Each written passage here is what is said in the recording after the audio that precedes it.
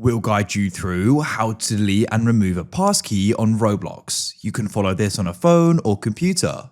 If you find this useful, then consider subscribing and liking the video. A passkey makes it easy to go and access your Roblox account, but at the same time, it can be annoying and you may just prefer to go and use a password instead. So we're going to guide you through how you can go about removing it and deleting it. Make this full guide carefully as we're going to guide you through this. I'm already on my Roblox account here, so you will need to go and be signed in order to go and do this. So if you can't currently go and use the passkey, you'll need to go and use your password to go and access your account. After you've gone and done this, what you then need to do is go and head to the bottom right and find the option for more.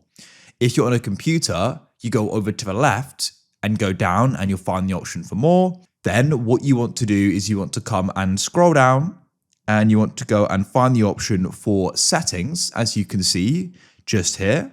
And then that's going to go and bring you to this page. And what you need to do is, you may think I need to go into security, but in fact, what we need to do is we need to come to the top and go and find the option for account info.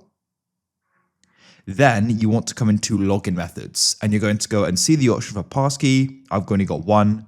We can then come over to the right and go and press manage. And you can go and see the passkeys and you can choose one you want to delete. So I've got an iCloud keychain one set up. So I'll press the delete button to the right. It says you won't be able to log into Roblox with this passkey anymore until you remove the passkey from your browser, device, or password manager. You may still see it as a sign-in option. So you can go and press delete key. And I'll need to go and verify that it's me. And then we've gone and deleted it. That's it.